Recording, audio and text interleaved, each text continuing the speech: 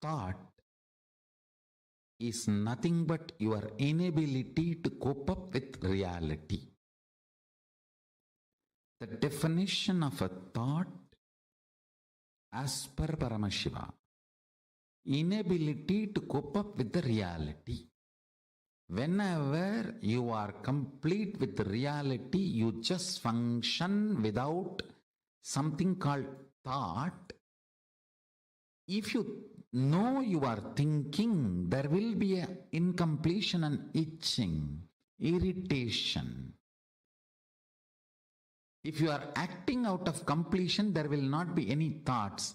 There will be signals, there will be instructions, there will be orders from your consciousness to you.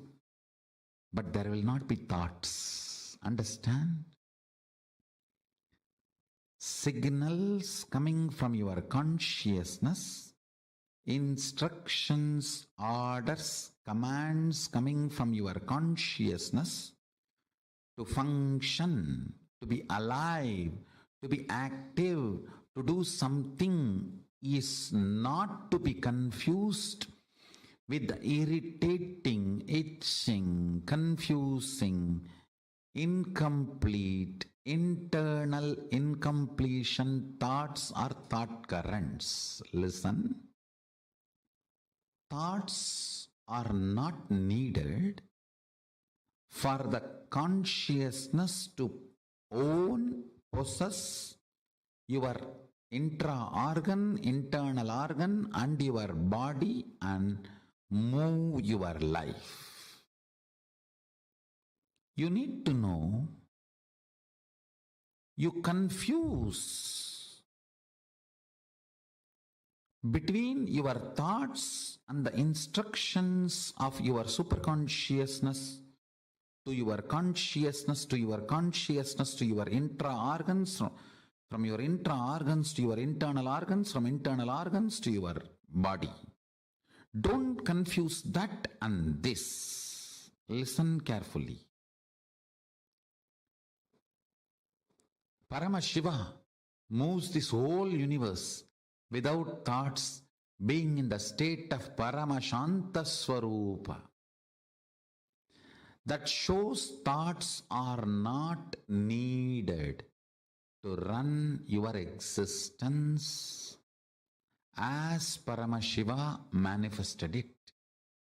Thoughts are your feeling something is missing, inadequate, not enough, incomplete.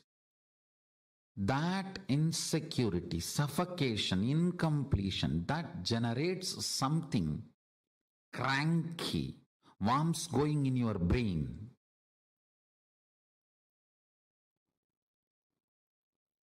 Parasites running in your intestine. That crankiness. The thoughts and thought currents generated by that crankiness is not needed to run your life. This is the most powerful, important cognition you need to cognize. Understand, Hinduism fundamentally does not believe in belief system or faith system. It very clearly explains the methodology of powerful cognition-based functioning system. I am not going to tell you, believe, you don't need thoughts to run your life. No. I am going to say, Shravana, listen, Manana, internalize, Nididhyasana, start living this powerful cognition. So the powerful cognition I am giving you now, Paramashiva, running the whole universe, much, much, much more than what we are running in our life. He is running it from the space of Paramashanta Swarupa, without any thought currents, out of pure intelligence. When he can run, you can run. Decide, you will be in the space and state of Paramashiva, Paramashanta Swarupa, and live your life. You will see thoughts and thought currents become redundant. They just fall off from you. Like a old skin getting peeled off and falling. The old hair falling. Old nail falling. Just like old things fall off from you. The ideology you need thoughts and thought currents to run your life will fall off from you. Meditate on this powerful cognition. Internalize it. Internalize it. Manifest it. Do Shravana Manana Nididhyasana of Paramashanta Swarupa Paramashiva, who is so big, he does not need thoughts even to run this whole universe. Even to run this whole universe, he does not need thoughts. Why do you need thoughts to run your life? Too small.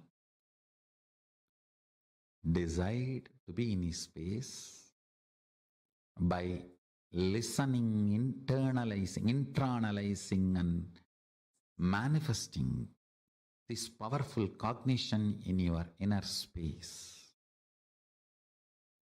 Live and experience thoughtless space. There is a space below your heart center, above the navel center, Anandagandha chakra, where all the 21 chakras, above 7, middle 7, below 7, all the 21 chakras merge in. In that Anandagandha space, remember you are Paramashiva. What you feel as Paramashiva, what you feel as I and Paramashiva is one and the same. With that decision to cognize Paramashivoham, Paramashanta Swarupa, Paramashivoham, he will manifest more and make you cognize you don't need thoughts and thought currents to run your life. Without thoughts and thought currents, just by directly manifesting his intuition and Paramashanta Swarupa, you become more and more efficient, more and more energetic, more and more alive, more and more spiritual, more and more strong, more and more enlightened. Your breathing and his breathing is one and the same. Please understand, this is the real good news he wants to tell you. If you are breathing, he is breathing inside you. Your breathing touches his breathing and comes back. Every time when your inhaling goes in and turns to come out, it touches his breathing and then comes out. So where your inhaling breath takes a turn as exhaling breath, that is where he is residing, he is available to you. His breathing and your breathing connects, only then takes a turn. That space is Paramashanta Swarupa.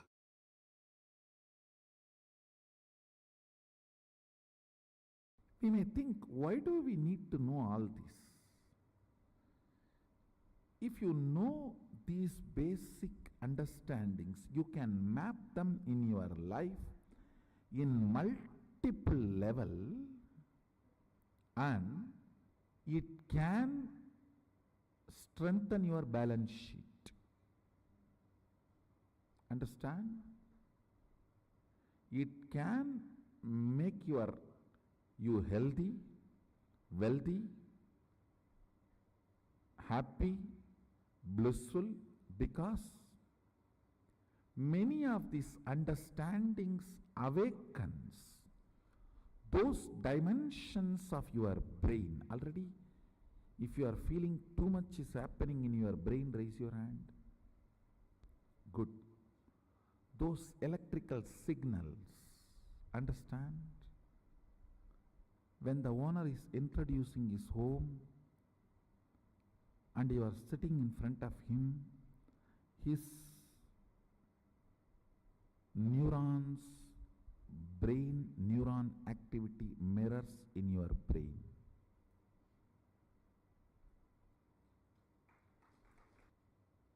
Bindu is life, Amritatva is life which cannot be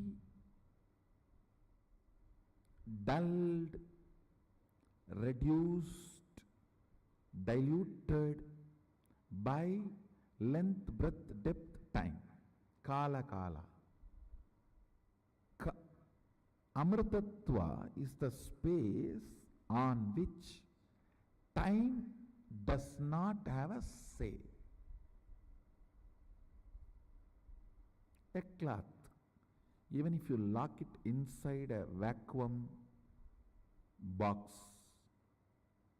for 10 years and then take it out again, you will see it has already withered. No weather would have operated on it, but time operates on it.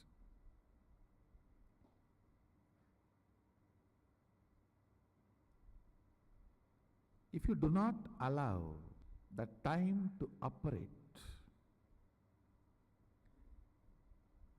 on you, you don't die. If you don't remember you are aging, you will not be aging. That's the truth. A remembrance of aging ages you. The number of time you remember you are aging makes the aging effects on your system. Sadashiva gives an instruction in Agama. Remember, Sadashiva is ever 16, and remember you are he. In those days, that 16 is something like a peak health and peak possibility. Even if you are brought up in a Gurukul way of life, by 16 you will manifest all the powers. So that is the reason that 16. Now, length, breadth, depth, time, space, all these are called dimensions of universe. The Shabda, which is byproduct of depth, Nada and Bindu, which is byproduct of time, Nada, Bindu, Amritatva. It's called Amrita Kala. These things, these heads above, they are called multi-dimensions of the universe. Understand? You cannot call Shabda as the fourth dimension of universe. No. Third multi-dimension of the universe is Shabda. Fourth multi-dimension of the universe is Nada Bindu. Fifth multi-dimension of the universe is Nada Bindu Amritakala.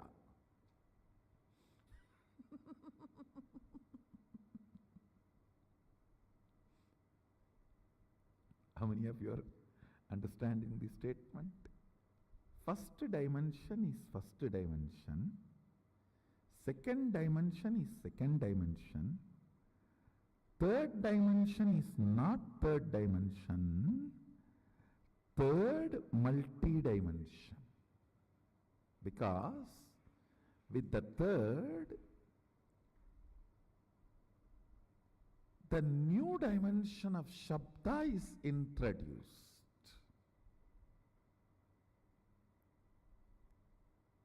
Which cannot be called as dimension because we are using the word dimension for fourth, fifth, sixth, seventh. Third multi-dimension is, see, for example, the third multi-dimension depth has length, breadth, time and depth all together. Sorry, not time. Length, breadth, Shabda and depth together is third multi-dimension.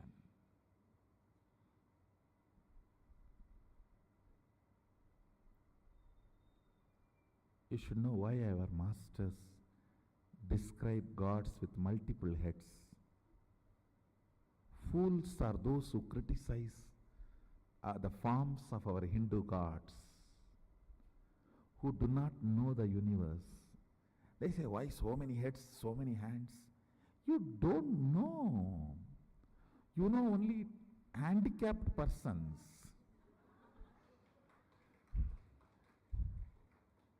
You do not know multi-handed persons. You know only headless chickens. You do not know multi-headed beings. Third multi-dimension holds length, breadth, depth and shabda. The fourth multi-dimension holds length, breadth, depth, time, nada and bindu. I do not want to use the same word shabda for nada, because nada with quality of life is no more shabda. For example, shabda can be called as a raw, precious metal you have.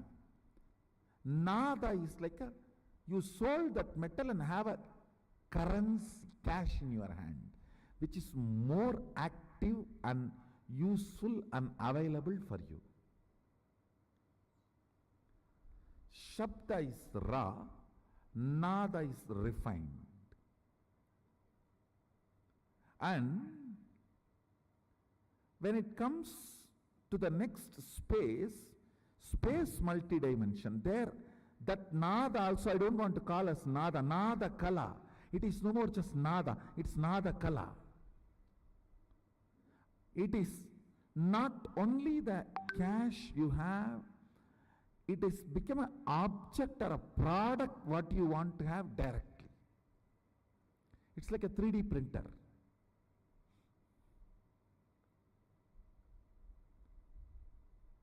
Out of nada kala, you can just directly do 3D printing of anything you want. Above the nada kala is bindu kala. Above the bindu kala is amrita kala.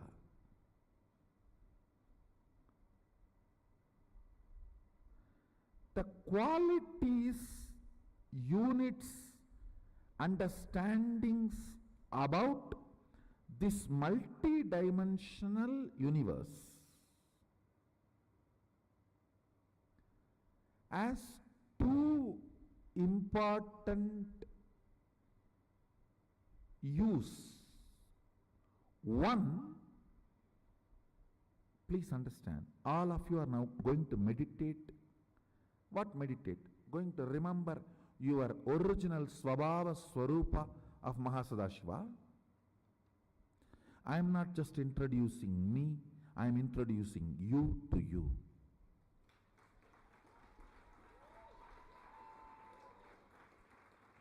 I do not talk to anybody who is less in my stature. Understand?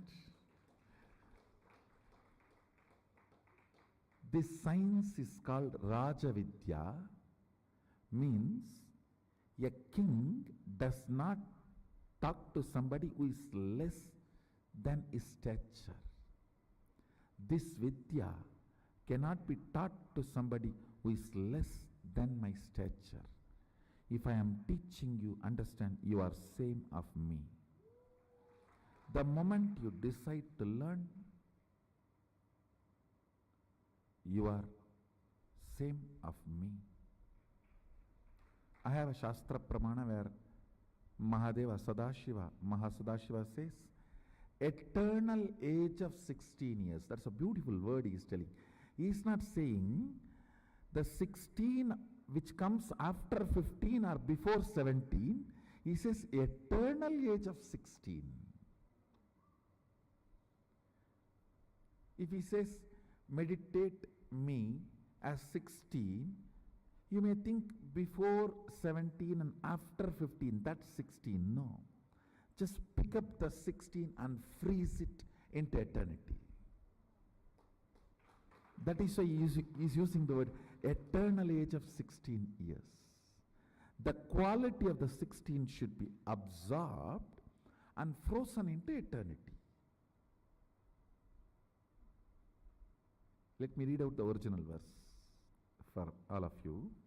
Panchasyam dasadortandam spatigabam trilochanam shantam chandrakalachutam sarpasannada sajjatam mantrasimhasanasinam swetabatmo paristitam kundalaihi karanai haraihi katistutro darabantanaihi keyuraihi kataikaischaiva channa virais samyutam shodasap yutam kantam suprasannam smitananam sulam parasu katkancha vajram vagnim cha dakshine abhayam pasamanyancha kantam nagankusautata vamahasta katam dhyayet anyatacha nigatyate prasalpaya katvanka shakti stulastu savyata vame damaru sarpaksha malendivara purakaihi. Eternal 16 means the 16 which comes before 15, before 17, after 15, has its innate quality of becoming 17. He does not want the 16 which will become 17. He says the 16 should be picked up and made it into eternal.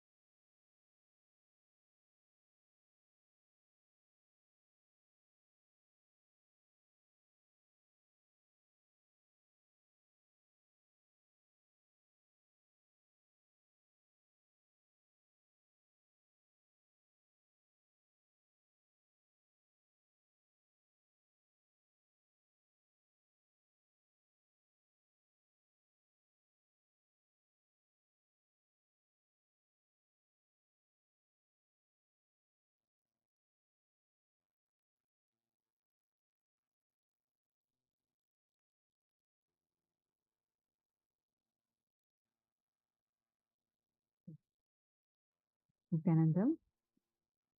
So now we all listen to some Swamiji on what is Swarupa Samādhi.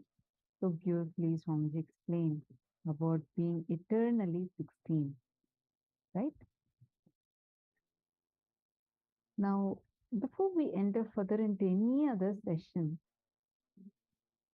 can I request all the participants to first come and sit down in front of the camera, and what is your sankalpa for today's day? What exactly are you looking forward to achieve today? What is your goal that you have for your health? How healthy do you want to be? What are the goals that each of you have? Can you take a few minutes and type it down for yourself? What are the goals that each of you carry for optimum health for you? Come on, take a few minutes. What exactly are your goals? It can be, oh, I'm having diabetes, I want to come out of diabetes, all the way to saying that I want to have a yogic body. I want to be tall, I want to have a yogic body, and I want to be healthy. 15 years old today. Okay. Ma Nithya Saralananda.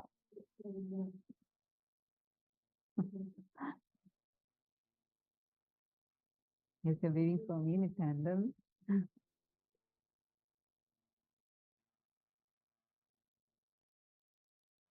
Come on, tell me. Each of you tell me, what are your health goals? What exactly are you looking forward to achieve?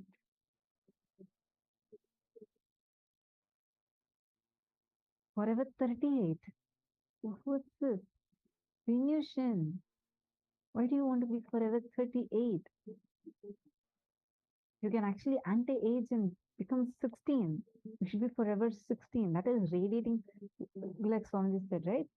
16, not the 16 which innately has the quality of becoming 17, but the 16 which forever would radiate all the qualities of being 16. So you should have that.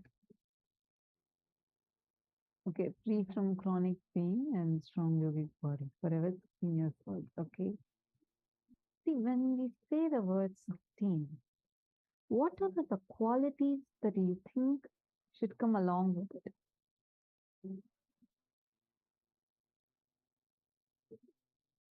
Okay, wonderful, Magaixia Lee. Magaixia Lee, sorry, is that the right way? Am I pronouncing your name right? Gaixia Lee, or is it Guixia Lee? So I just want to ensure that I'm getting the name right. Gaixia Lee is correct.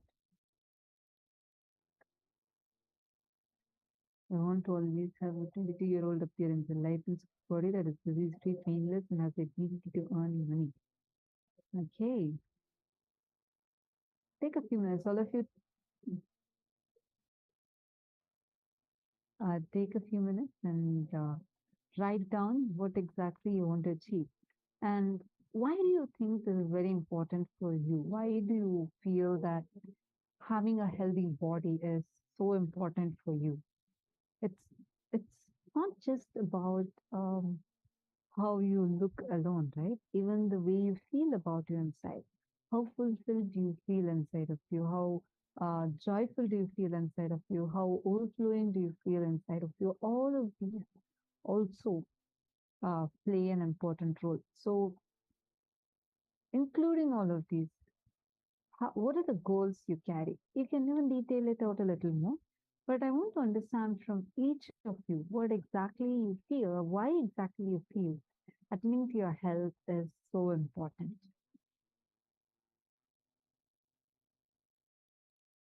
Take a few minutes and write it down. Why do you think you should attend to your health?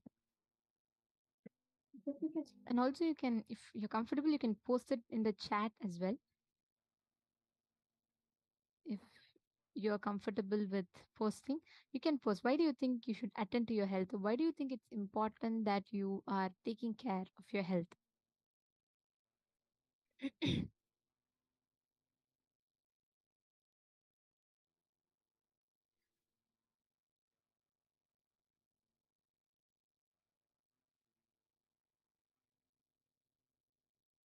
See, you all should know something.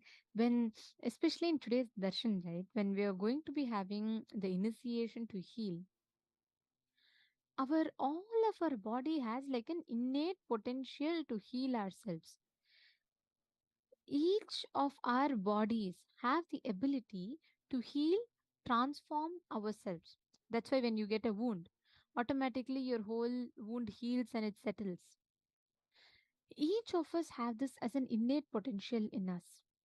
What happens is, in the due course of time, we all tend to forget, we all tend to lose that connect.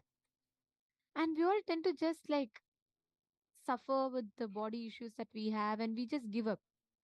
That is why Swamiji, when Swamiji heals us, right, he awakens us to our own highest potential of being able to heal our body, the innate ability of our body to heal itself.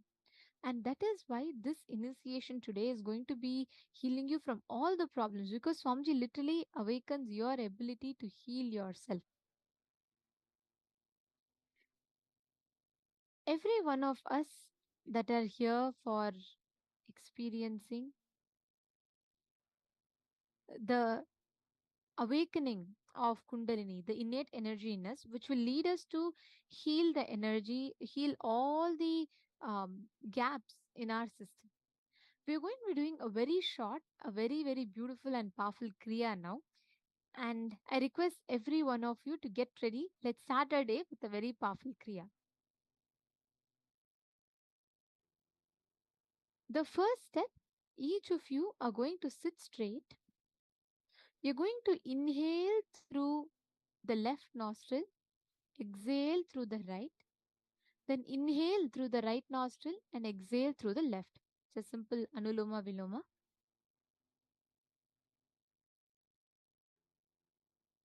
All of you can see and follow along. All of you are going to be inhaling through the left nostril. Hold your breath.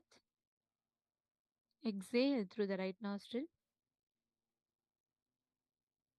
Then inhale through your right nostril. Hold your breath and exhale through your left nostril. It's a simple step. Let's do this 11 times. Please start.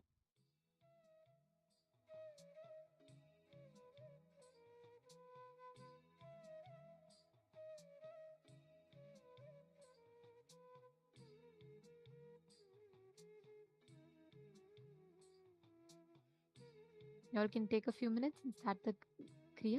Inhale through your left nostril. Hold your breath.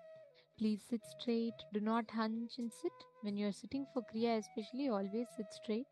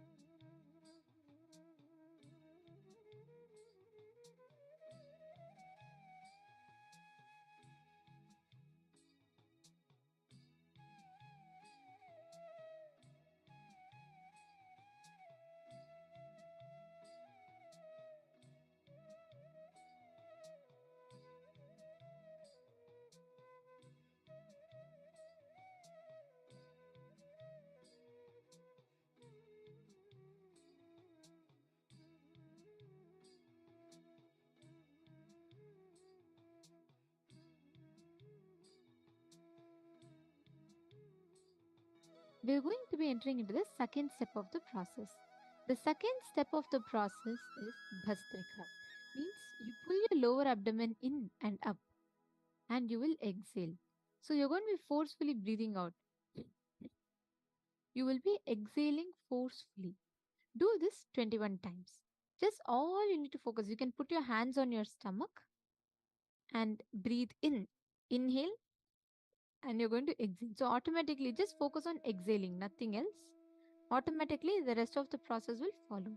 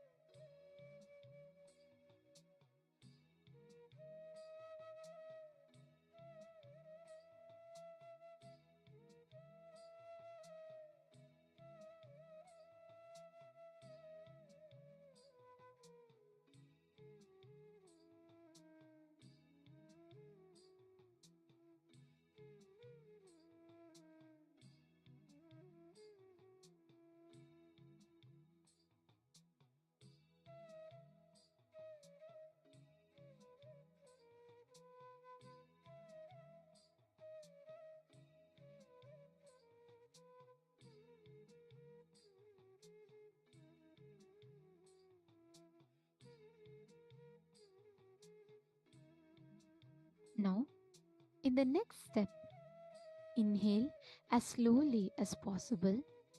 Hold the lungs full for as long as possible and exhale as slowly as possible.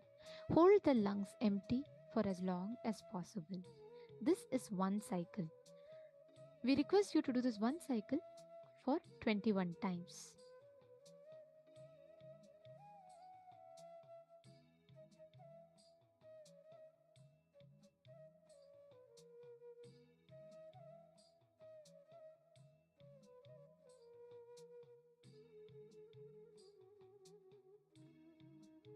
Please do this step.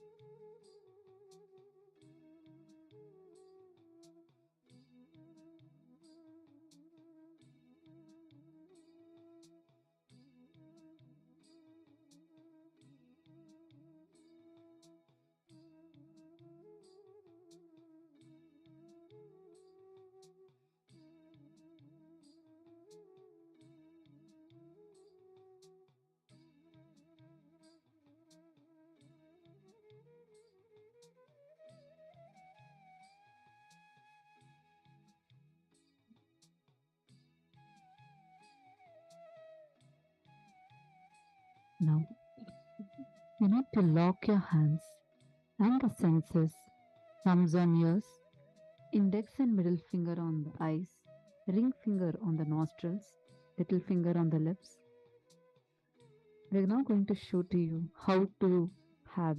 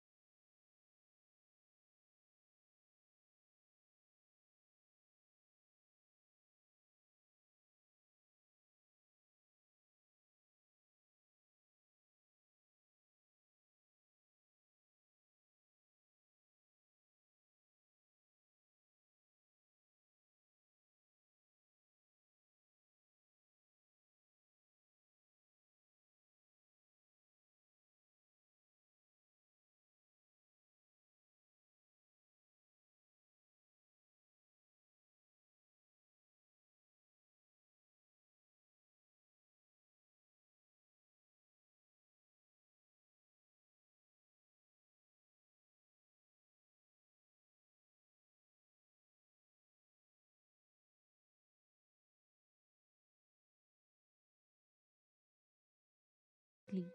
Just hum.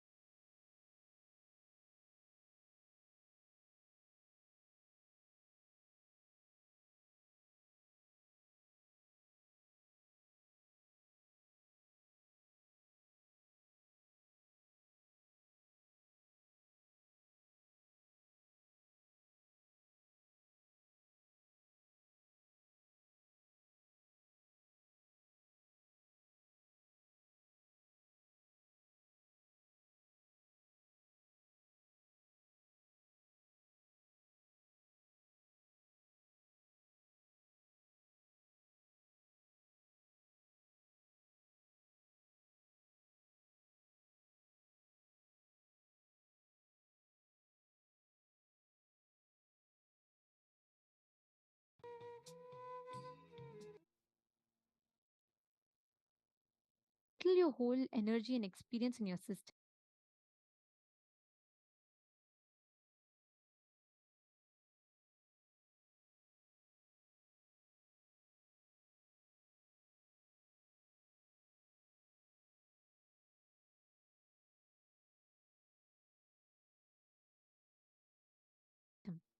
This is a very on your very inner space, completely healing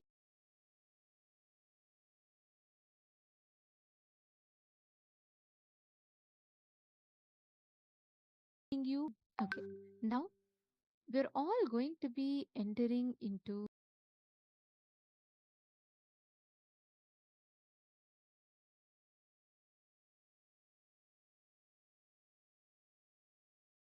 the power of body scanning.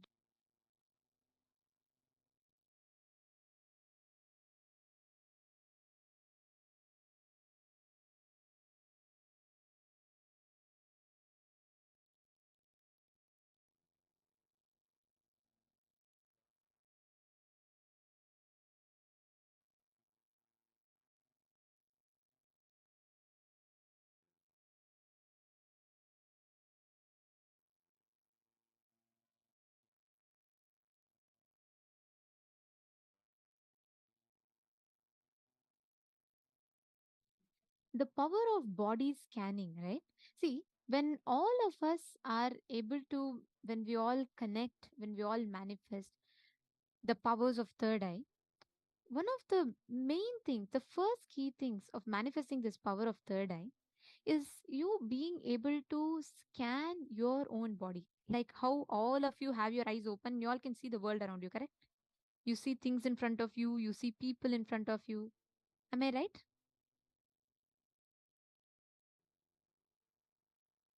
Now, with this power, with your eyes closed, you can see the exact same thing that you can see with your eyes opened.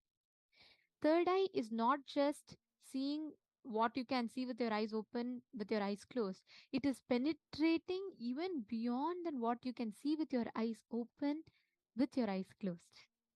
That is why you can manifest this power is precisely what You will be able to scan 3D live, means you will be able to exactly see if there's a stone, if there is a if there's some body issue, if there's some problem with your stomach, if there's some problem with your heart. You will be able to see exactly the same thing with your eyes closed in precise details, without any CT scan, without any X-rays, without any of this. Getting it? That is the power that all of us are going to be manifesting today. That is the power of body scanning. Actually, you all should know there are tons of researches, tons of things that has established how precisely our ancestors were aware of this science. I'll show you all one example. This pictures that you're all seeing here is the photos from the Tiruperandurai temple in Tamil Nadu. You all can see thousands of years before any kind of CT scan, any kind of X-ray or any modern equipments being available. This temple dates back to at least 500 or at least 6 centuries ago. Understand, this temple precisely describes the process of how a child is born, the formation of fetus, how the fetus evolves into a baby, and how the baby is born, how the sperm enters into the egg. The whole process precisely is carved on the walls of this temple. They didn't have any kind of modern equipments, they didn't have some machines to scan, they didn't have any of this. How did they do it? They had the power of third eye. They could see precisely what is happening in another being. They could precisely see what is happening, and they were able to scan the details. They were able to tell all the details clearly to us. You all can see here in the picture.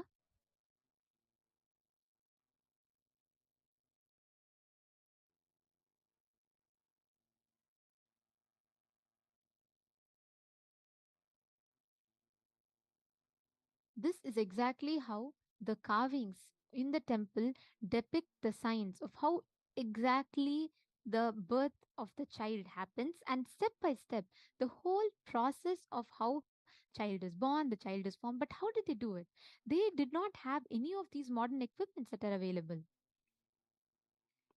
This shows how advanced we were. This is just one example. Actually, I can give you tons of examples: field of dentistry, fields of architecture, fields of being able to whether it is incubation. All of these, we were so advanced, much advanced than the modern science. Now, this is the exact power that we are going to be manifesting today.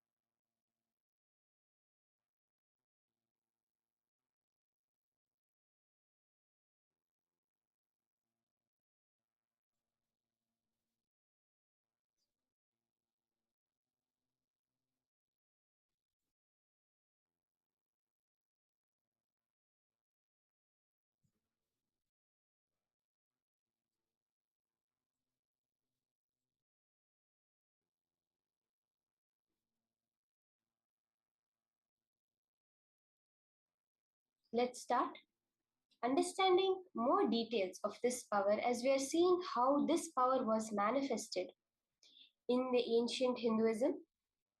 We'll see the Shastra Pramana, where Paramashiva himself has revealed about this science of body scanning.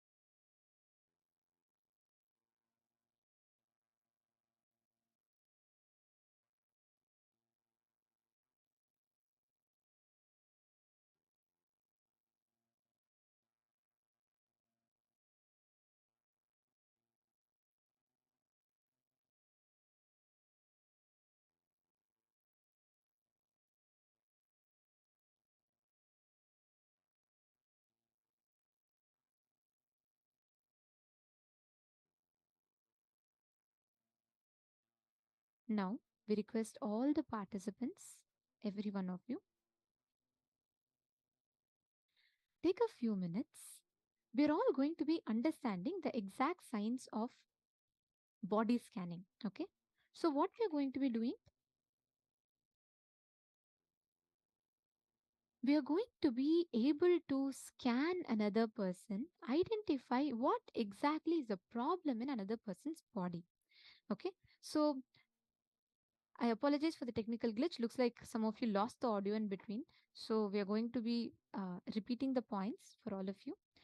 See, please understand this exact power is you being able to scan, identify what is the problem in another person's body. Okay. There's a very clear Shastra Pramana where Paramashiva gives his exact technique. He tells, Swadehe jagato vapir sukshma sukshma tarani cha tattvani yani nilayam dhyadvante vyajyate para. In this verse, Paramashiva actually describes clearly how by you cognizing yourself as consciousness, which is not bound to any form, you will be able to see the subtlest details of everything, the nuances of everything, and established in that Paramashivatva, you will be able to see, identify, and analyze all of that. Anything in front of you to the very root of it. Now, let's do a very quick power manifestation. What you're going to be doing is, I request every one of you here to connect with people amongst yourselves, those you see around here. Connect with people here in the Zoom, and you're all going to be manifesting this power of body scanning. What you're going to be doing is you're going to be identifying what is the exact issue that a person has. Just close your eyes, scan. You will be able to start seeing precisely. Swamiji will show it to you in words and just highlights. You will start seeing what exactly is the problem that another person has in his or her body. Are all of you understanding? Okay. Now I have temporarily disabled the ability for all of you to see each other. So you all can connect with each other in the Zoom. Just see the other person in the Zoom and you all can manifest this with them. Okay. Ask them, request their consent. Like for example, Ma Chingho can connect with Ma Sally Chen. Ma Ning can connect with Ma Naresha. Each of you can connect with another partner amongst yourself. Request the consent of the partner and scan, identify the problem that they have. You will be able to clearly see. Sometimes you'll see it as red highlights in certain parts. Ask them, do you have some problem here? This is what I'm seeing through the third eye. For this, you're all only going to do it with people amongst yourself here. Let us all start the manifestation. Come on, please connect. Connect with your partners. Paramashivoham. Nithyananda. Even in the male body's room, you all will be able to see each other. Now just connect. Chant the Mahavakya. Nithyananda. Paramashivoham. Nithyananda. Paramashivoham. Nithyananda. Paramashivoham.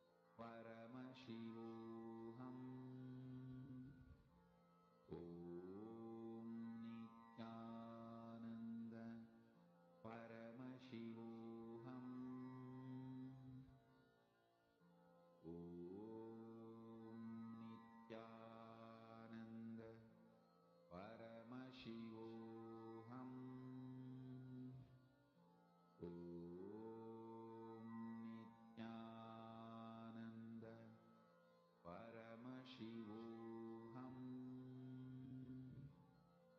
Om Nithyananda Paramashivoham. Om Nithyananda Paramashivoham. Om Nithyananda Paramashivoham.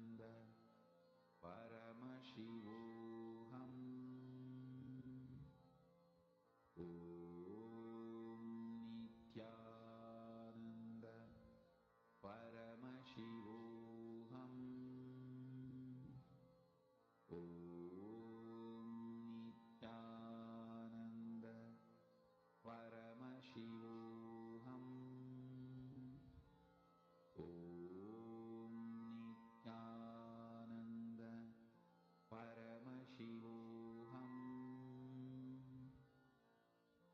Om Nithyananda Paramashivoham.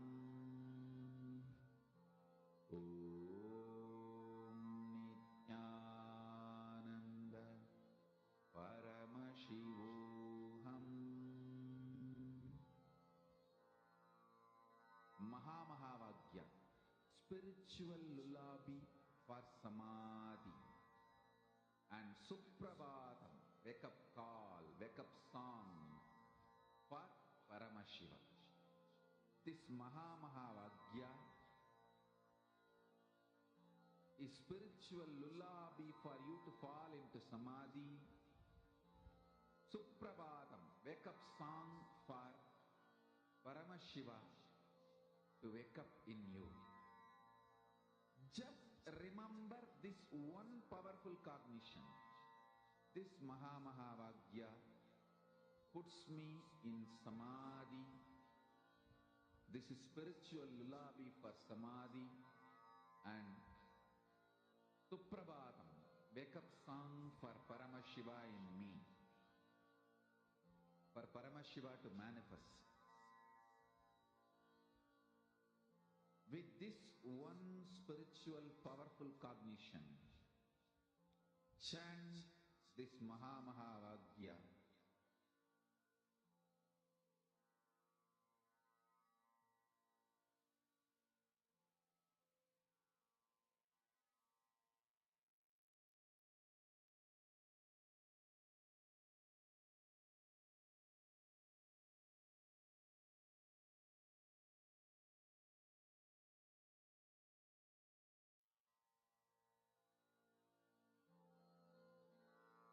Mahamahavagya, spiritual lullaby for Samadhi, and Suprabhatam, wake up call, wake up song for Paramashiva, for Paramashiva to manifest. With this one spiritual powerful cognition, chant this Mahamahavagya.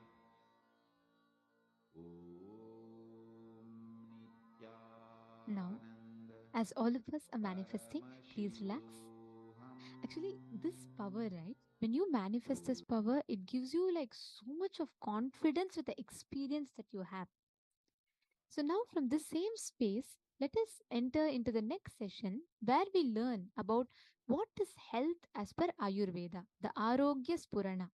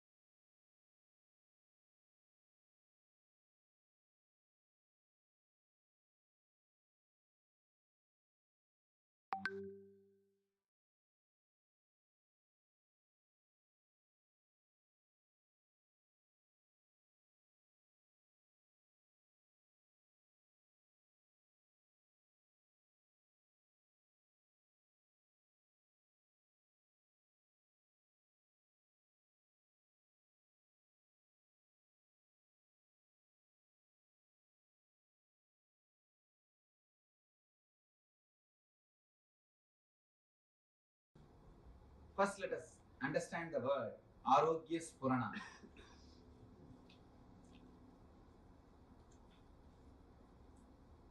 Please understand. You may think you are a great seeker, but you are seeking only well-being inside your being, inside your space. Be very clear, you do not know anything else except a peaceful feeling or a blissful feeling. That's all. Whenever that happens, you say you had a spiritual experience. So whatever you think as God, meditation, religion, spirituality, everything is nothing but peaceful or blissful feeling inside your being. As on now, we are not ease with ourselves. Some reason, I can say social conditioning or torturing yourself. The initial level society teaches you. After that, you yourself master the technique and torture yourself. This goes on till you completely destroy the body and mind. We continuously abuse the system. You have security alarm system for your house. You protect your house so much, in which hardly you spend 12 hours. Maximum in this country, you spend only 12 hours in the house. Even if you don't have work, somewhere you move around. Hardly 12 hours only people spend average in their house.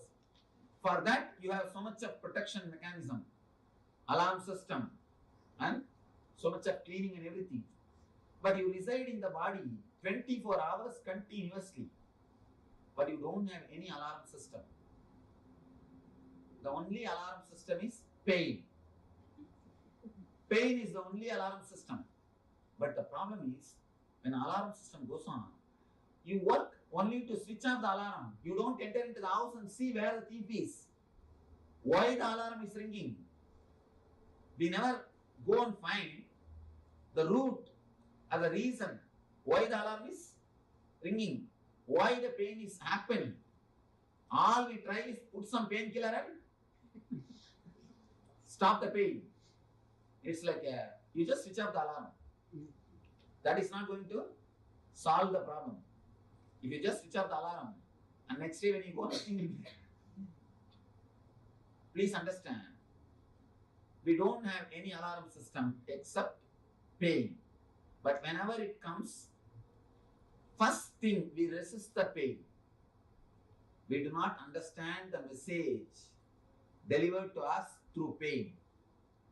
Whenever pain happens to you, there is a message for you. It is just an alarm. Look into the message. What exactly the pain is trying to convey? What exactly the pain wants to tell me? What exactly I need to learn from the pain? Same way, continuously our body is giving so many messages for us. According to Ayurveda, not only according to Ayurveda, according to the truth, human body is the most sophisticated, intelligent system in the whole planet Earth. If you see 2-3 things, first thing, converting blood into blood, which every day your body does. Please take few minutes and in your notebook, write a list of pains, uneasiness or diseases which you are having. Pains. Please understand. 3 level. Pains, superficial. Irritations like a ulcer or wheezing, that type of things. Third, diseases. These 3 level, all 3 level, please write whatever you have. Even if you suspect the little slight symptoms you are having, please write it down. If you already attended some of our programs, or if you already know me, you may be knowing. Whenever I make any statement, I take responsibility for that statement. Now I tell you, even though it feels too good to be true, I tell you, whatever you have written will disappear. You may think, what are you talking, Swamiji? Please understand, whatever you think as disease, whatever you names you may give, pain, disease, irritations, uneasiness, everything has got only 2-3 roots. Just 2-3 roots in your system. Because we do not go and touch the root, because we do not handle the root properly, we continue to struggle and suffer. I am giving you this statement, and not only that, when I say, I take the responsibility of that statement. I take the responsibility of that statement. All I request is, just try to put your best or your maximum energy into this meditation, maximum effort into this meditation, and just few tips which I am giving, try to imbibe in your life, nothing else. First thing, we are going to work on our body to remove the unnecessary toxins. I have to use the word toxins because I don't know any other word. In Sanskrit, we call them dosha. In English, I don't know any other equivalent word. Basically, the dosha is because of the imbalance of vata, pitta and kapha. These 3 energies. Alright, I'll just give the meaning. Please understand the concept. Understand the concept, then you will be able to understand. Because there is no exact translation. It's all the words I'm using are from Ayurveda system. The exact translation words are not there. Even the Ayurvedic books, English books, they use the same word only. They just give the meaning and they use the same word. All these 3 are responsible for our body functioning in a balanced way. Same way, all these 3 are only responsible for all our diseases. All our diseases. When we work on these 3, whatever we have inside the body, it can be completely healed. It can be completely healed. One more thing, when we work on the vata and pitta and kapha, even your bone structure will start healing itself. If somebody has got bone problems, even that will start healing itself. Because bone also is continuously created our body. Don't think you have the same bone structure. Continuously body is healing itself. Continuously body is altering itself. Continuously body is doing the repairing work. Because it is intelligence. Let me explain once more. First 10 minutes. Shake the whole body. Shake the whole body. So that your body will become liquid. Next 10 minutes. Let all the irritation come out. Third 10 minutes. Sit silently and witness whatever is happening in the body and in your mind. It's the initial preparation technique. I'm preparing you, tuning the body to enter into the deeper level things.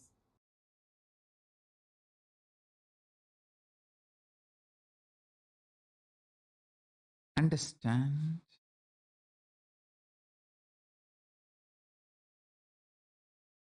in reality and in Hindu tradition and as per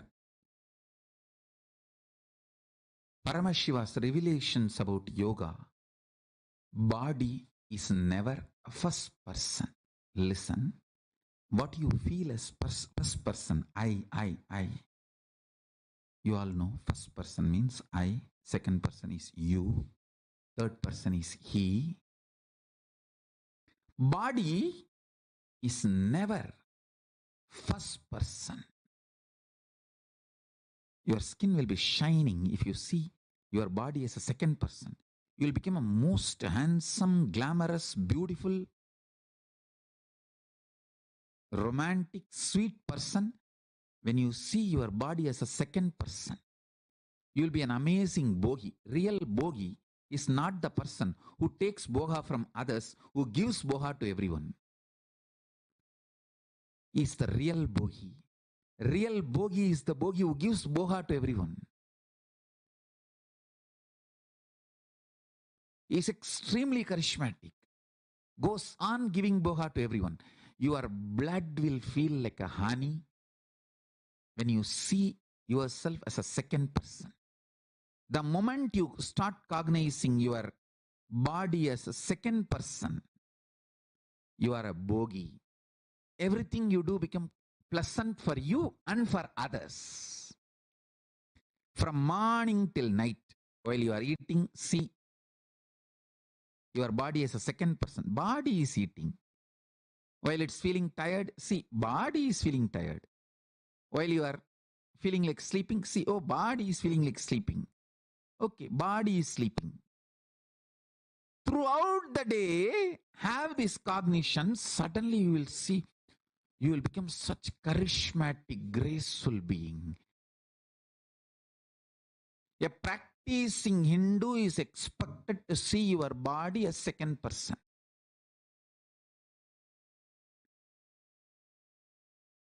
Practicing yogi should cognize body as third person, not even second person. If you start cognizing your body as the third person, you will manifest all kinds of possibilities. Extraordinary yogic feats. You will not have fear in the muscles. Fear in the muscles is called pain in modern medicinal terms. Understand? Bhaya in the muscle memory is pain as per modern medicinal system.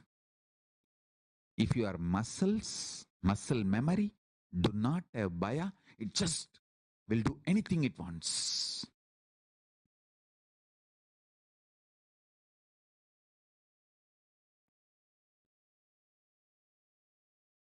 It will not have something called pain forever.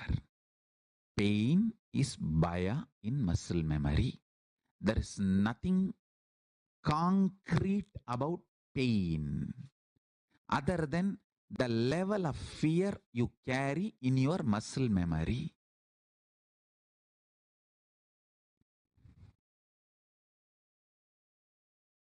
Please understand.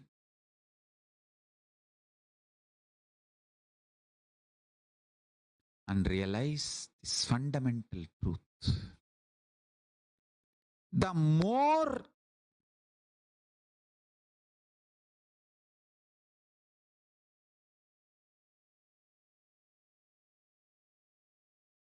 you move higher towards the powerful cognitions, the more bioenergy gets flooded, infused into your body. All kinds of extreme yogic feats starts manifesting in you. Yogic possibilities starts manifesting in you when you treat your body as third person. All that the archery powers Arjuna expresses. Next, seeing body as fourth person. What is that?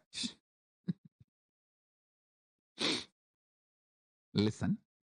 If you see your body as a first person, you are a bhogi, sick.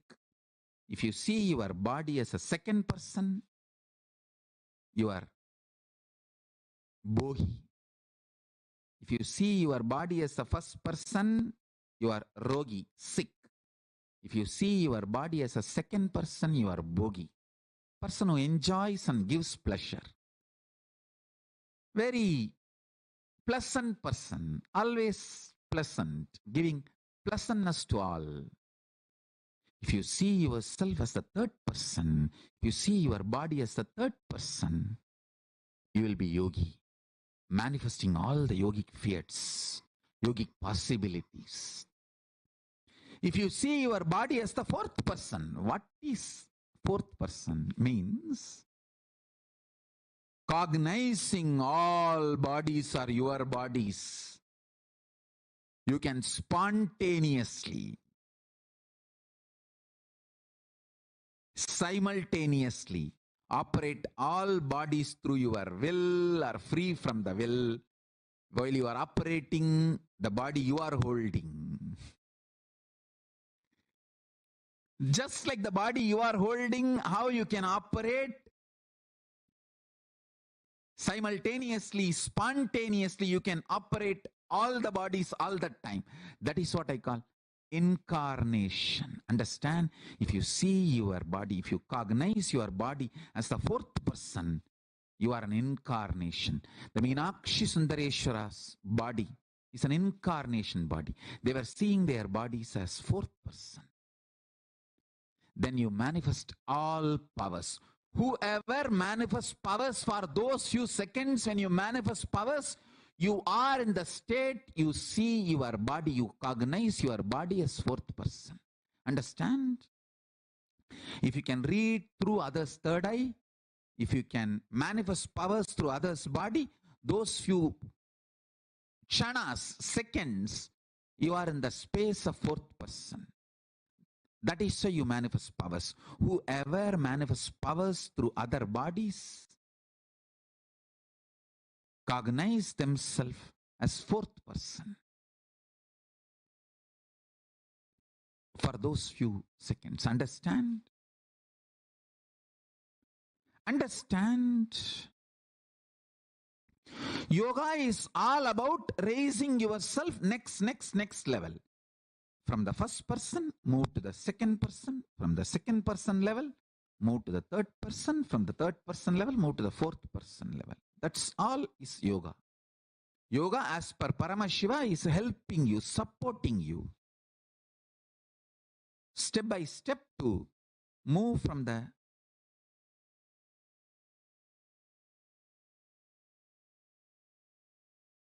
level of seeing your body as the first person to the seeing your body as second person, and seeing your body as third person, and seeing your body as fourth person.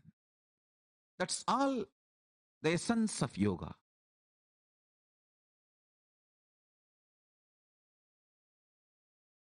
Now, I'll make you understand experientially not only your patterns, the way you think about you. I have some more references for you.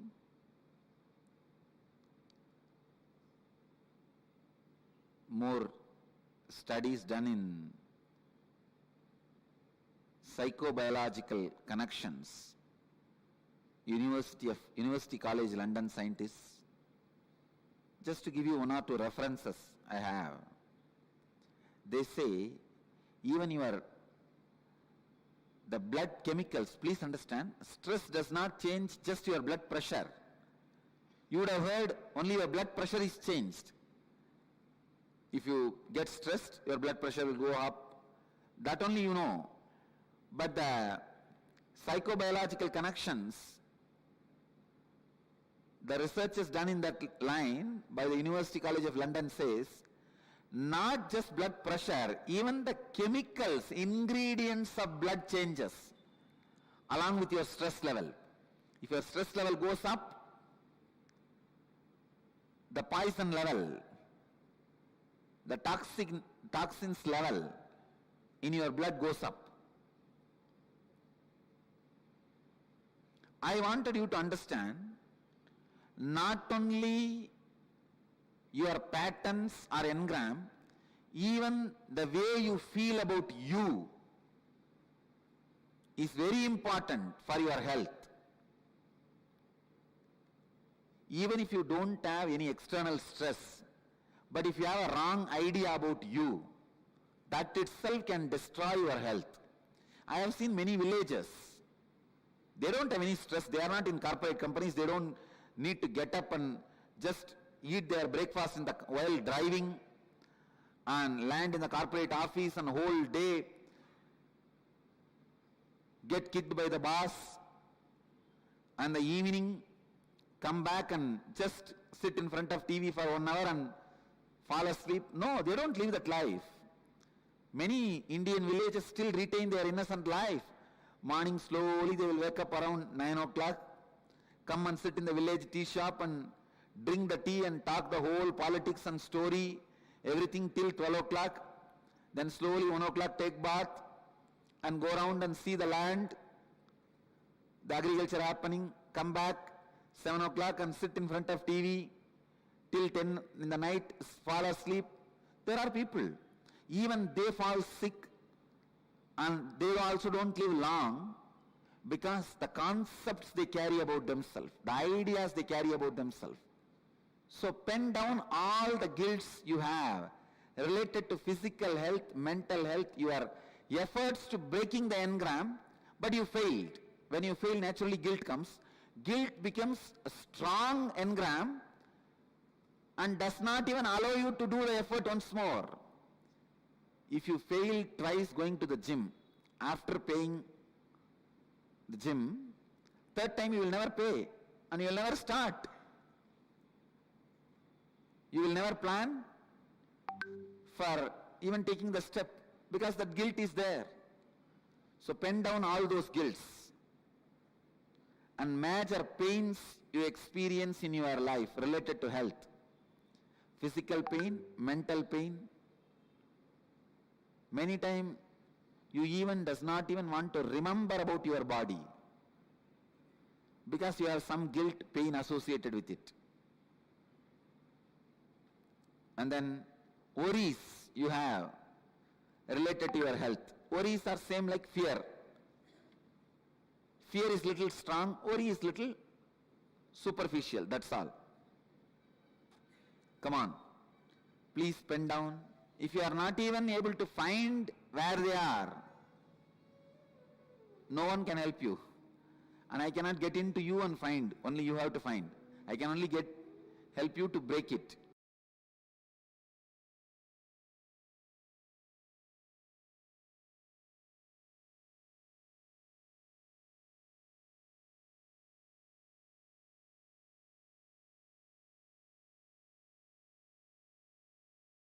Arogya Spurana. What is exactly health? How do we manifest this health? Swamiji so beautifully revealed to us some of the most important truths about health, some of the most important understandings that one needs to have pertaining to manifesting health.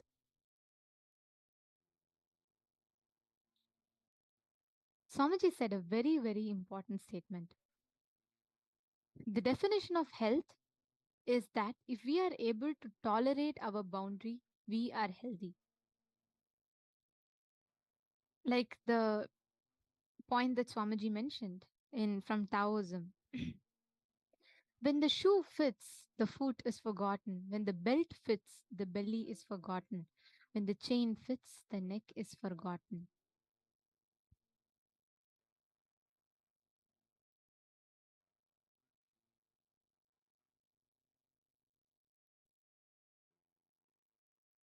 This is what all of us are right now. With our constant juggling that we have with our body is all about how we can see how, just to let me manage to live. That's all. That is what all of us currently express, experience, or define as health for ourselves.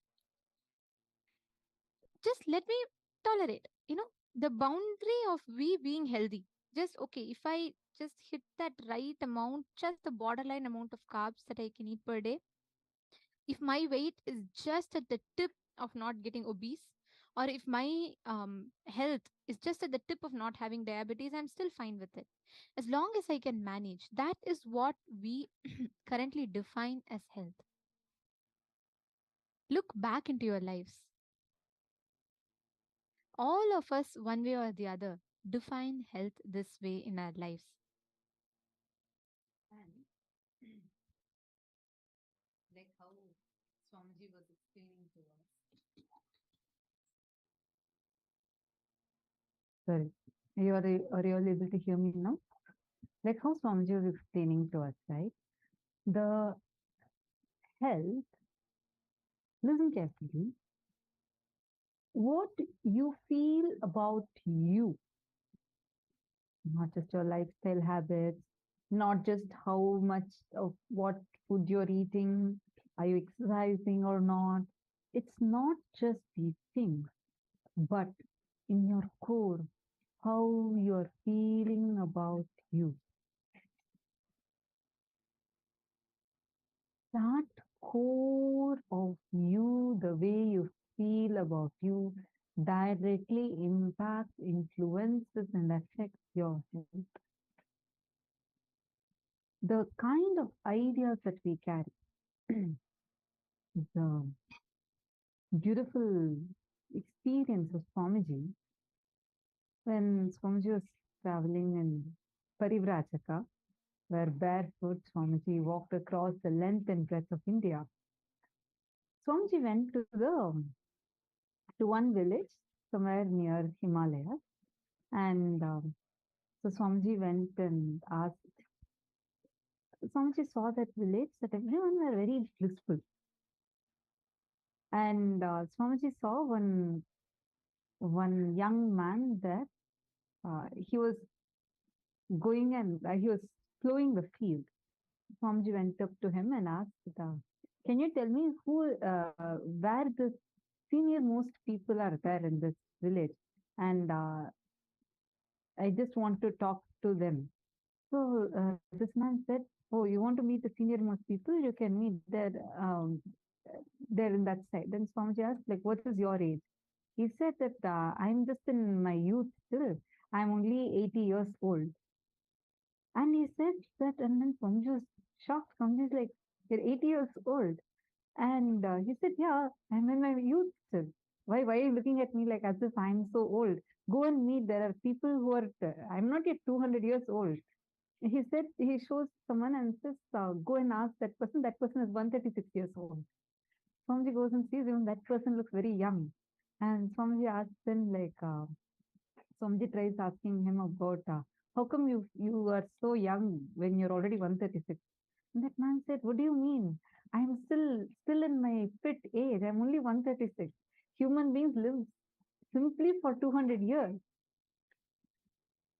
Swamiji explains so beautifully how, because their fundamental cognition is that human beings exist for 200 years, they did not even age. Nowadays, we think already, oh, just in previous generation, people will start feeling that I'm old when they become 60, 70, 80, 75, 70, 80, that period, they'll start feeling they're old. Nowadays, you cross 45, people start calling themselves, "Oh, I have become too old."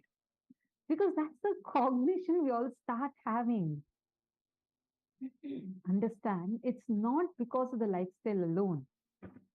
It's because of the cognitions we carry. And there's another beautiful experience of Swamiji, where like Swamiji had actually shares this in Bhagavad Gita book.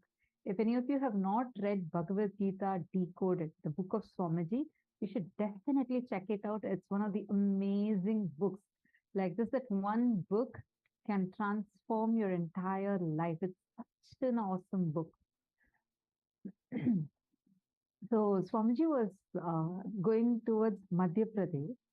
In Madhya Pradesh is a state in India. So this was also during the Parivrajaka time. 9 years Swamiji did Parivrajaka, right? Like walking barefoot across the whole of India. So he goes to a village. It's a remote village in the state of near Madhya Pradesh.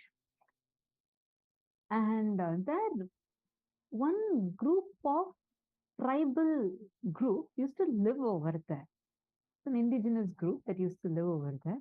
Nowadays, the science is almost lost. But we are talking about when Swamiji was doing Parivrajaka. So almost 20, 30 years before. 20 years, 35 years, almost 30 years before.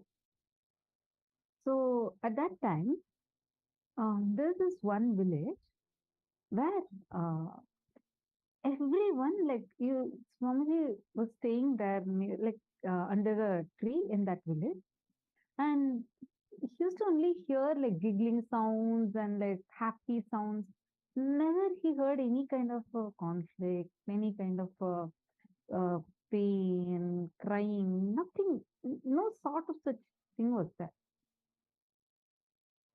And there was a hut where like people used to go, like any woman, if she becomes pregnant and she goes into labor, there was one room where they'll go and give birth to a baby. So one day, Swamiji saw that there was a woman that went in, who was in labor. She goes in, and in a few minutes' time, she comes back smiling with a baby. No, there was no someone to assist help or anything, and there was no pain, like no sound of even screaming, paining. Because see, the time when a woman gives birth, it's one of, like, we all know it as one of the most painful moments. Like it's really painful. Sometimes, like people go into a coma, like that kind of a pain a woman experiences. Here, this tribal woman is going inside, giving birth to a baby, and coming back outside along with the baby in a matter of minutes with no sound. Like she's only happy and she walks smiling, walks smiling. So Swamiji went and asked the village chief, like, what is going on? How come the women here are not experiencing the pain? Because it's common for any human to even go through it. So that time, the village chief explained that because they told Swamiji, because we have a tradition in our village, the moment the woman hits puberty, we worship her. We start worshipping her. She becomes a deity for all of us. So we start worshipping her, and the whole process is celebrated. And there's no concept of pain will be there during any such period, and during pregnancy or when they go through their monthly cycle, there is no concept of pain. Swamiji then explained that because that became their lifestyle, that one small group of these indigenous people carried this in their very bio memory, muscle memory and bio memory, where all that they would be carrying inside them was, they didn't even have the idea about pain in them. They did not carry that there is a suffering. Because of that, they, in such a worse situation, like, I mean, like where anyone else would have felt pain, excruciating pain, this group did not go through anything. Understand? So the cognitions that we carry inside us matter. That's why we're going to do this workshop now, where we are going to be looking into the homework that Swamiji gave all of us. That exact workshop we are going to do now. Nithyanandam, Ma Kalyani, and Ma Devika Rani, Leda, Nithyanandam, and Nithyanandam to all the participants who are watching us live via YouTube, Facebook, all the social media platforms. You can directly interact with us by posting your messages, doubts, questions in the comment section so that we can directly read and address your questions if you have any. All right. So now we are going to be doing the workshop. I request everyone, please take your paper and pen. You're going to look inside you and describe in detail the major fears that you experience in your life related to health, both physical and mental health. And second, like fears meaning when, for example, the first time you saw someone fall,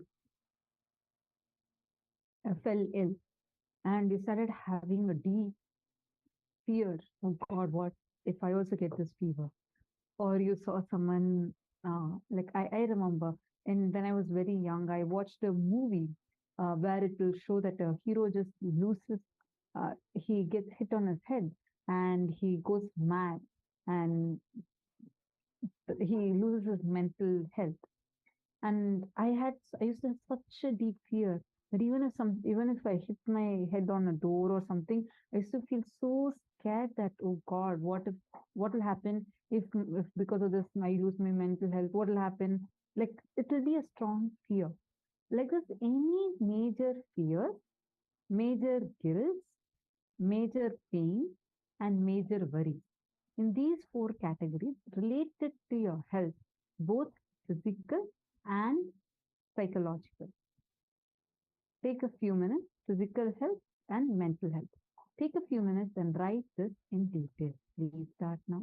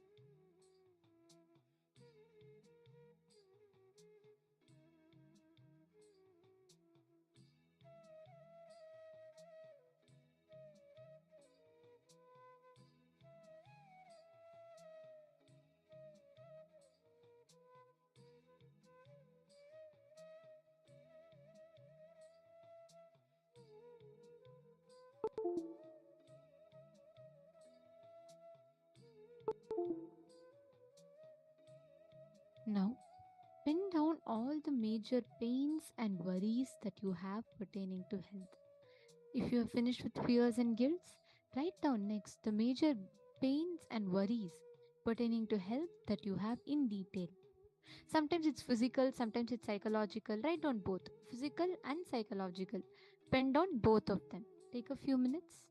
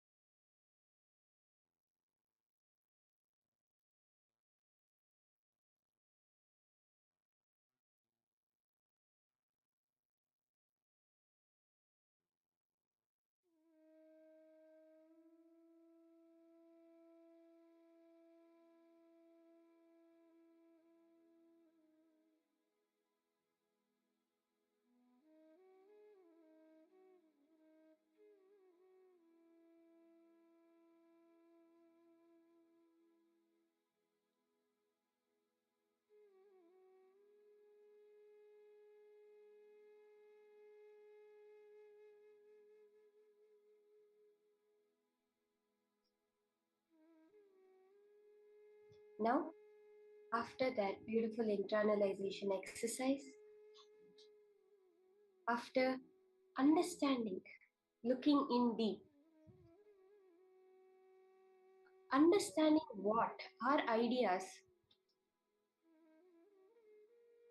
about health have been up till now, diagnosing that, understanding that, completing with that. To complete with the Vata, Pitta and Kapha doshas, we are going to be now entering into a beautiful Kriya. The Arogya Spurana Kriya, the Kriya for health. To balance these Vata, Pitta and Kapha doshas, Swamiji says the Vata, Pitta and Kapha in us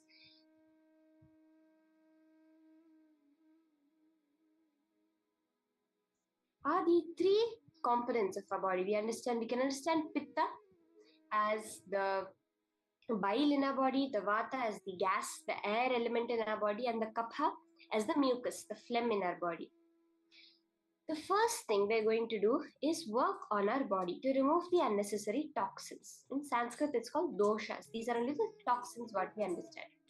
This which happens due to the imbalance of Vata, Pitta and Kapha. Very beautifully during Swamiji's own test, when the Ayurvedic doctor tested Swamiji's Vata and Pitta and Kapha, they said he was Samadosha, means all three are in complete balance. They said they had never seen a body like that before. These three are what are responsible for our body working in a balanced way and what are responsible for all our diseases. If you go to any Ayurvedic doctor, the first thing they will check your pulse and they'll find out the imbalance that is there in the Vata, Pitta and Kapha. Any problem within the body can be healed by balancing these three. Even your bone structure, literally the fracture can be healed when you work on these three, is what Swamiji is saying. We're going to be entering into a very powerful Kriya for this. So I would request all the participants to be ready.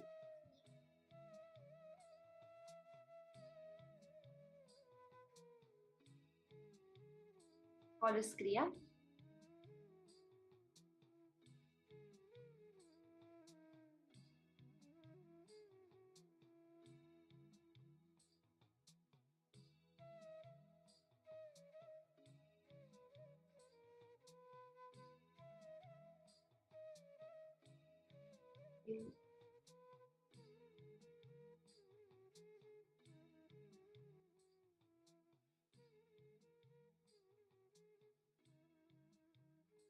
Very beautifully, the Shastra Pramana, the Pramanas, which is we are able to see from the Rig Veda, which refers to the cosmology known as Sankhya, which lies at the base of both Ayurveda and Yoga, contains verses on the nature of health and disease, pathogenesis, and principles of treatment.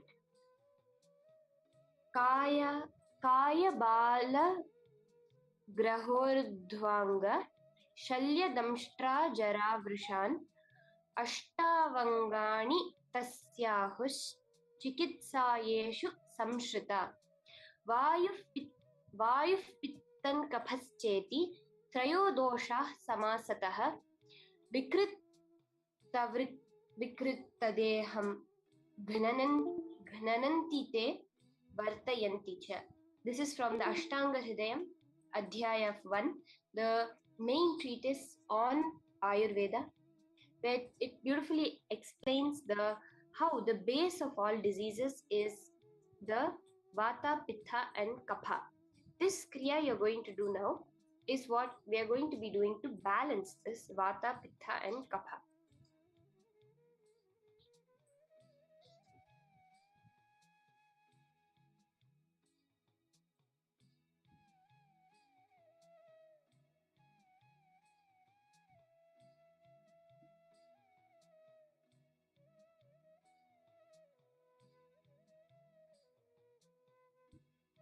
To balance this Vata, Pitta and Kapha, Swamiji has given us a very beautiful 3-step Kriya to work on the Vata, Pitta and Kapha. See, as I was mentioning, all diseases, the source is the imbalance in the Vata, Pitta and Kapha.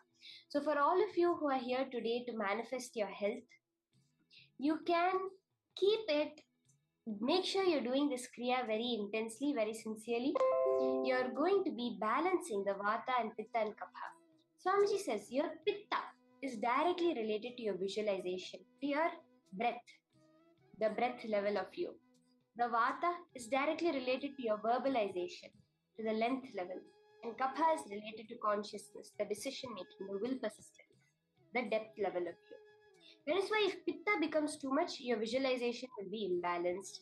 If your Vata becomes too much, your verbalization will be imbalanced. And Kapha if your Kapha gets imbalanced, your consciousness also goes out of balance.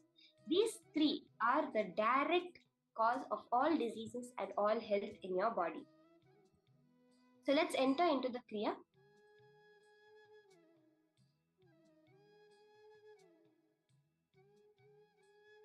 So we'll start the Kriya.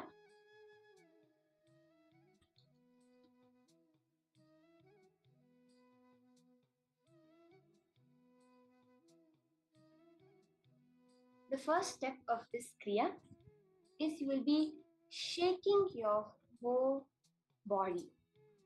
So you can stand up and start the Kriya by shaking your whole body. Your whole body will become a liquid. It will take 10 minutes. And for this first step of this Kriya, please ensure you're doing the Kriya very sincerely. This is the direct process Swamiji has given to heal your body from all diseases.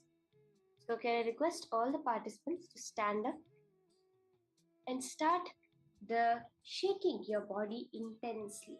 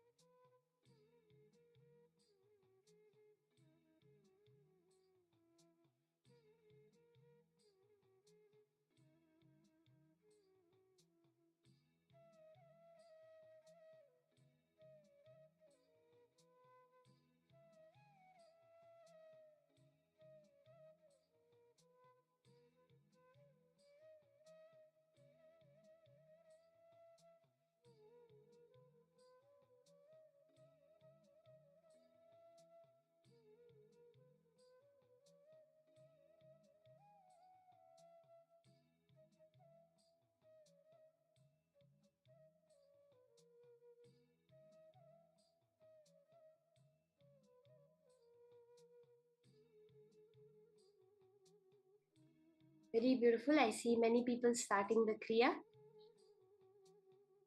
Can have all the participants do this Kriya very intensely. Shake your body. Literally let yourself become a liquid completely.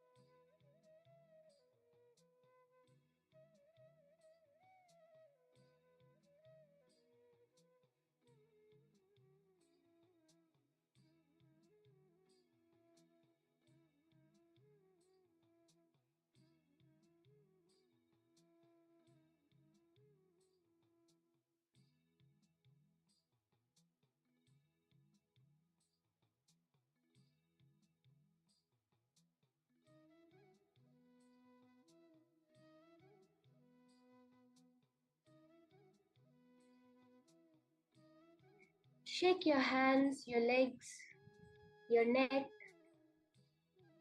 Can literally move like 1,000 snakes are in your body, like a liquid.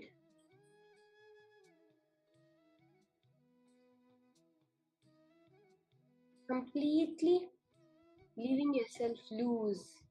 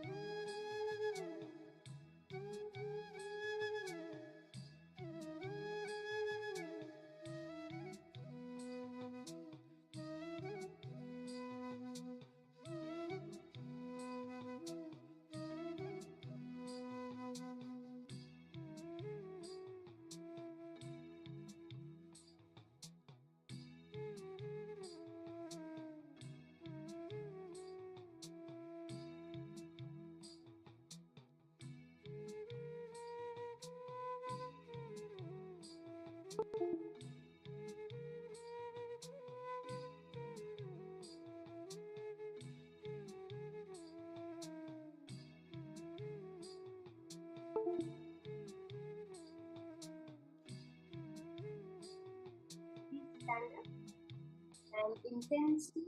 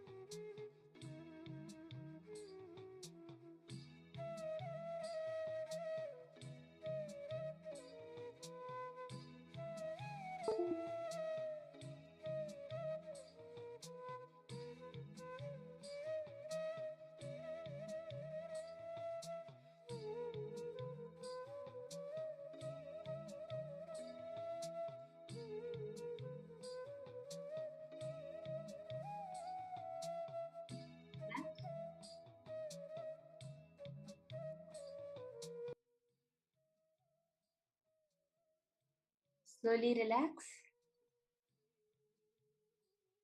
and stop shaking. Now, continue standing. Can I request all the participants? Continue standing. Let all your irritation come out. We just completed with the visualization. Now completing with the verbalization. Whenever you carry irritation, you imbalance the pitta.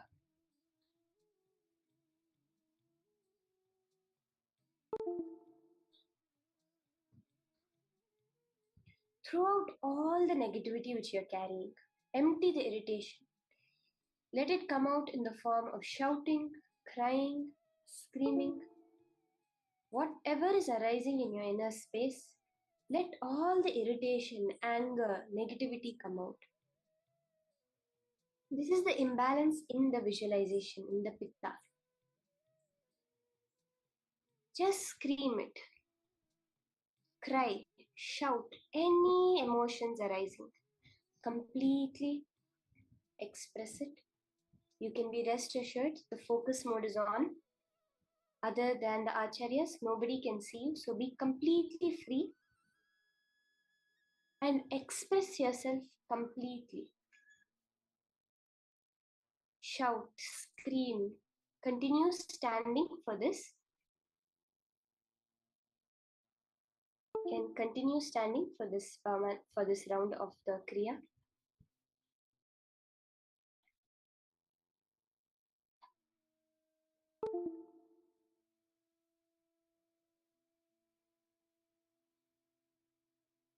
Scream, cry, shout. Just express all your irritation completely.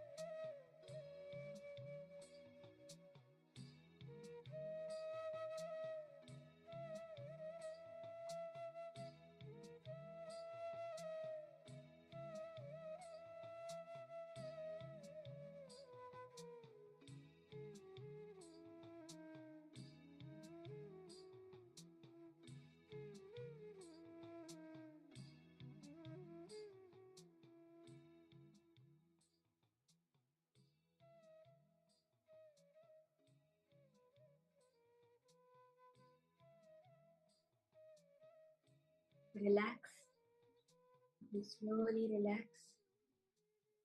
That intense silence and peace that comes within from expressing all the irritation. Just sit down now. After that intensity, sit. Sit silently, preferably sit on the floor. Witness whatever is happening in the body and the mind. Whether the irritation is continuing, silence is arising, whatever pull and push, ups and downs happening now. Witness it. Observe the observer. All the participants, you can now settle down, sit silently without any movement in your body and just witness whatever is happening. Let's spend a few minutes on the last step of the Kriya.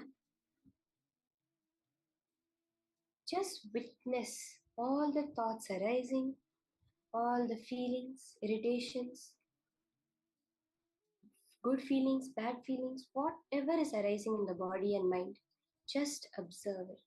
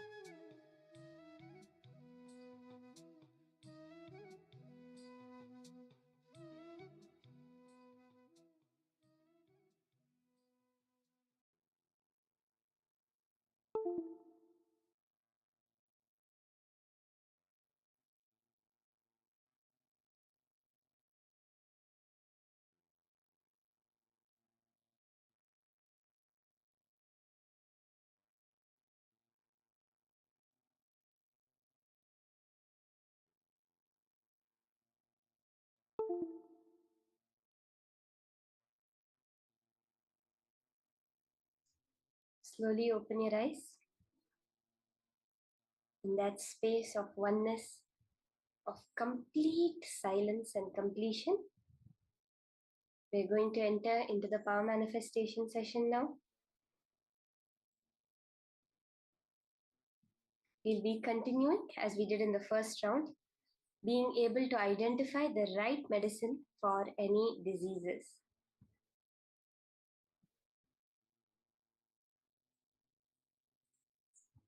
You can slowly open your eyes, settle down. The more and more we get our body to balance, then Paramashiva is able to manifest with us. Swamiji says, consciousness at its ultimate level as a power, it does not have any rules or limits that bind it. But when it manifests through the human body, the principles, it has its certain principles, its certain laws. Like how you have the laws of gravity, the laws of electromagnetic force, etc. The consciousness also, when it functions through the human body, functions through certain laws. And the most important for that is a detoxed body. Only through a yogic body can an awakened consciousness function. That is the key to power manifestation. Now, let's be continuing the power of identifying the right medicine for any disease. We can all start, connect to a partner.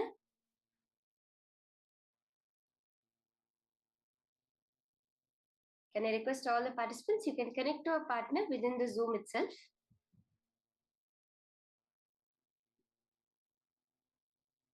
I saw Majena and Ramasamy, all of you doing the Kriya so intensely. That intensity in the Kriya itself will manifest as powers now.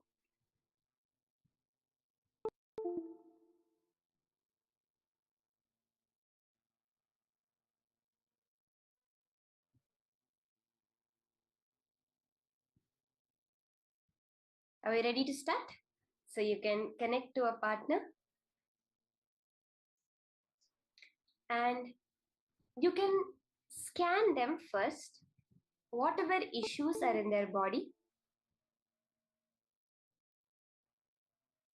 any imbalances they are experiencing, heat, hunger, any kind of imbalances, whether it's in their sleep, whether it's physically, mentally, you can scan that and you can identify the exact solution, that the third eye, that Paramashiva's solution for that issue. Let's start. Let's all start pairing up. Ma Jayanti, Ma Julie Silla, Ma Alicia. Yes, we can start pairing up for this round of manifestation. Ma Maheshri, Ma Suvignana Swarupini.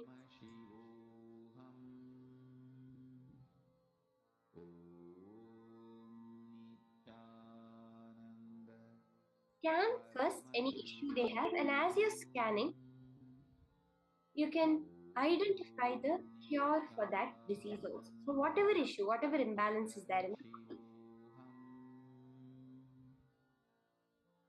Let's start.